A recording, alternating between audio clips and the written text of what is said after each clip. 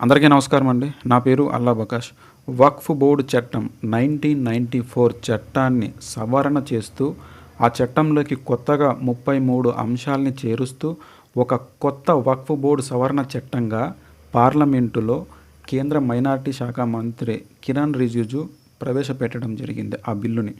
ఆ బిల్లుకు వ్యతిరేకంగా ప్రతిపక్షాలు అన్నీ ఇది రాజ్యాంగానికి విరుద్ధము, ఈ బిల్లు వల్ల మైనారిటీస్కి ఎలాంటి ఉపయోగం లేదు, ఇది నష్టపోతారు, ముస్లిమ్స్ నష్టపోతారు అని చెప్పేసి ప్రతిపక్షాలు ఆ బిల్లుని తిరస్కరించడం జరిగింది. పెద్ద ఎత్తున వ్యతిరేకత రావడం జరిగింది ఆ బిల్లుకి.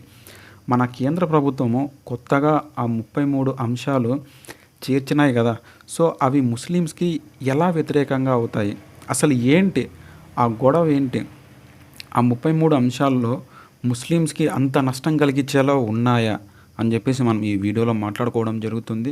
సో దానికంటే ముందు వక్ఫ్ అంటే ఏంటి అంటే, వక్ఫ్ అనేది ముస్లిం పెద్దలు, ముస్లింలు ఎవరైతే ఉంటారో ముస్లింల కోసం, ముస్లిం సమాజం కోసము వాళ్ళు ఆర్థికంగా నిలదొక్కుకోవాలి, వాళ్ళకి విద్యాపరంగా కావచ్చు, వైద్యపరంగా కావచ్చు, సంక్షేమ పరంగా కావచ్చు, వాళ్ళకి అల్లా పేరుతో, దేవుడి పేరుతో తమకున్నటువంటి ఆస్తిని దానం చేయడం అనమాట. సో ఒకసారి ఆ వక్ఫ్ ఆస్తి ఏదైతే ఉందో అది ఇచ్చేసిన తర్వాత దాన్ని తిరిగి పొందడానికి, మా నాన్న ఇచ్చాడు ఇది నేను తీసుకుంటాను అని చెప్పేసి నేను తీసుకోవడానికి ఉండదు అనమాట. ఒక్కసారి వక్ఫ్ బోర్డుకి అలా దానం ఇచ్చేసిన తర్వాత దాన్ని మళ్ళీ మనం తిరిగి తీసుకోవడానికి ఉండదన్నమాట. అదేవిధంగా ఆ ఆస్తిని ఎవరికి అమ్మడానికి వీలుండదు, ఎవరు కొనడానికి కూడా వీలుండదు అనమాట.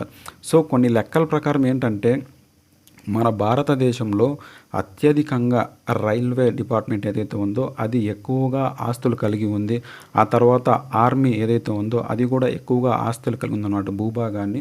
సో దాని తర్వాత 3వ ప్లేస్ మన భారతదేశంలో వక్ఫ్ బోర్డు అనేది అన్ని ఆస్తులు కలిగి ఉందన్నమాట. దాదాపుగా 9,62,000 ఎకరాలు వక్ఫ్ బోర్డు యొక్క ఆస్తి అన్నమాట. సో దీనిని లీజ్కి ఇవ్వచ్చు అనమాట. లీజ్కి ఇచ్చి దాని నుంచి వచ్చిన డబ్బు ఏదైతే ఉంటుందో అది ముస్లిం సంక్షేమం కోసం, ముస్లిం సమాజం కోసము దాన్ని ఉపయోగించాలి. అంటే ముస్లిమ్స్ ఒక్కటే కాదు, ఆ ముస్లిం యూనివర్సిటీస్ ఏవైతే ఉంటాయో అందులో హిందువులు కూడా చదవచ్చు. సో ఇలా అనమాట. ఆ వక్ఫ్ బోర్డు ఏదైతే ఆస్తులు ఉంటాయో అందులో ముస్లిమేతరులు కూడా, హిందువులు కూడా అందులో లీజుకి తీసుకొని వాళ్ళు వ్యాపార కార్యకలాపాలు కూడా చేసుకోవచ్చు అనమాట. సో ఇది బాగానే ఉంది. మరి కేంద్ర ప్రభుత్వము కొత్తగా 33 అంశాలు ఎట్లా చేర్చింది, అవి ఏంటి అని మనం తెలుసుకునే దానికంటే ముందు, వక్ఫ్ బోర్డు స్వతంత్రానికంటే ముందే ఉంది. 1913లో ఉంది, 1924లో సవరణ చేశారు. దీనికి చట్టరూపం కేంద్రం ఒక భద్రత కల్పించింది 1954. జవహర్లాల్ నెహ్రూ గారు ఎప్పుడైతే ప్రధానమంత్రిగా ఉన్నారో అప్పుడు ఈ వక్ఫ్ బోర్డు చట్టాన్ని తీసుకొచ్చి ఈ వక్ఫ్ యొక్క ఆస్తుల్ని కాపాడాలని చెప్పేసి 1954లో ఒక చట్టం చేశారనమాట. దాని తర్వాత మళ్ళీ 1995లో పెద్ద ఎత్తున చాలా మార్పులు చేస్తూ దీన్ని ప్రొటెక్ట్ చేయాలి, ఈ ఆస్తుల్ని రక్షించేయాలి అని చెప్పేసి కొన్ని సవరణలు చేస్తూ 1995లో వక్ఫ్ బోర్డు చట్టాన్ని తీసుకురావడం జరిగింది రక్షణ కల్పించడానికి. ఆ తర్వాత యథాతథంగా 2013లో కూడా పెద్ద ఎత్తున సవరణలు చేసి ఇంకా కొన్ని మార్పులు చేశారనమాట. సో ఇది ఎలా ఉంటుందంటే, ఒక ఆస్తిని వక్ఫ్ బోర్డుకి ఇచ్చేయాలి అంటే మాటలు వాక్ ప్రకారం కూడా ఇవ్వచ్చు, లిఖితపూర్వకంగా ఇవ్వచ్చు అనమాట. ముందు వచ్చేసి ఇలాంటి అగ్రిమెంట్లు ఇట్లాంటివి ఏంటి ఉండదు, నా ఆస్తి అలా వక్ఫ్కి ఇచ్చేస్తున్నాను అని చెప్పేసి ఇంకా అది ఎప్పటికీ వక్ఫ్ బోర్డు కిందే ఉంటుంది అనమాట. సో ఇప్పుడు కేంద్ర ప్రభుత్వము ఒక 33 కొత్త అంశాలు చేర్చింది కదా. సో అవి ఏంటి, అది ఎందుకు అంత వ్యతిరేకత వస్తుంది అని కనుక మనం చూసుకుంటే, వక్ఫ్ బోర్డు చట్టం 1994 పేరునే మార్చేసి యూనిఫైడ్ వక్ఫ్ బోర్డ్ ఎంపవర్మెంట్ డెవలప్మెంట్ అథారిటీ అని చెప్పేసి ఇలా పేరు మార్చడం జరిగింది. దాని తర్వాత ఈ వక్ఫ్ బోర్డు ఆస్తులు లెక్కగట్టడం కానీ, ఈ వక్ఫ్ బోర్డు ఆస్తుల్ని సంరక్షించడంలో కానీ, ఈ వక్ఫ్ బోర్డు ఆస్తి ఇది అని గుర్తించడం కానీ, వక్ఫ్ బోర్డు అని చెప్పేసి ప్రతి జిల్లాకి ఒక బోర్డు ఉంటుందన్నమాట. సో దాంట్లో ఉన్నటువంటి కమిటీ మెంబర్స్ ఎవరైతే ఉంటారో వాళ్ళు దాన్ని డిసైడ్ చేసేవాళ్ళు. కానీ ఇప్పుడు ఇది ప్రభుత్వం పరిధిలోకి వస్తుంది, కలెక్టర్ గారి చేతిలో ఉంటుంది.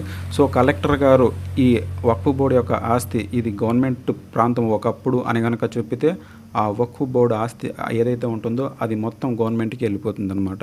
దాని మీద ఎలాంటి వక్ఫ్ బోర్డుకి ఎలాంటి అజమాయిషి కూడా ఉండదన్నమాట. సో ఇదే ఎక్కువగా ఇప్పుడు చాలా ప్రతిపక్షాలు కూడా దీనికే వ్యతిరేకంగా ఇలా ఆ బిల్లుకి తిరస్కరిస్తున్నారనమాట. ఇది ఖచ్చితంగా అన్యాయమే చేస్తారు అని చెప్పేసి. ముందు ముందు ఇలాంటి చాలా ఎన్నో ఆస్తులున్నాయి. దాదాపుగా ఇప్పటికే ఈ వక్ఫ్ బోర్డు ఆస్తుల్ని చాలామంది కబ్జాలు చేయడం జరిగింది. సో దాన్ని అమ్మకూడదు, కొనకూడదు. అది పుణ్యం కోసము దేవుడి పేరుతో దాన్ని దానం చేయడం జరిగి ఉంటుంది. సో దాన్ని చారిటీల కోసం ఇచ్చిన దాన్ని కబ్జాలు చేస్తున్నారు. ఆ తర్వాత మళ్ళీ ఇప్పుడు గవర్నమెంట్ తెచ్చినటువంటి చట్టాల్లో ఏదైతే ఇది ఉందో కలెక్టర్ చేతుల్లోనే పవర్స్ ఉంటాయో దీనివల్ల మిస్యూజ్ అవుతుంది అని చెప్పేసి చాలామంది పెద్ద ఎత్తున తిరస్కరిస్తే ఈ బిల్లుని మళ్ళీ రివ్యూ చేయాలి అని చెప్పేసి జాయింట్ పార్లమెంటరీ కమిటీకి పంపడం జరిగింది. అందులో కూడా 33 మంది కమిటీ మెంబర్లు ఉన్నారు. మన రాష్ట్రం నుంచి కూడా వెళ్ళింటారు. సో మన రాష్ట్రంలో వక్ఫ్ బోర్డు యొక్క ఆస్తుల విలువ వచ్చేసి 66,000 ఎకరాలు ఉందన్నమాట. దాదాపుగా ఎక్కువగా వచ్చేసి 20,000 ఎకరాలు ఓన్లీ కర్నూలులోనే ఉన్నాయన్నమాట. సో ఇదనమాట ఈ వక్ఫ్ బోర్డుకి సంబంధించిన విషయం. మనం చూస్తున్నాం కదా, వక్ఫ్ బోర్డు సవరణ బిల్లుకి మేము మద్దతు తెలుపుతున్నాం, మేము మద్దతు తెలపట్లేదు. సో ఇది ఆమోదయోగ్యం కాదు అని చెప్పేసి చాలామంది ఇలా చెప్తున్నారు కదా. సో దాని గురించి చెప్పాలి అనే ఉద్దేశంతో నేను ఈ వీడియో చేశాను. సో ఏమైనా తప్పుగా చెప్పంటే క్షమించండి. మన ఛానల్ని ఇప్పటిదాకా మీరు సబ్స్క్రైబ్ చేయకుండా ఉంటే మన ఛానల్ని సబ్స్క్రైబ్ చేసుకోండి. ఈ వీడియోని లైక్ చేయండి. జై హింద్.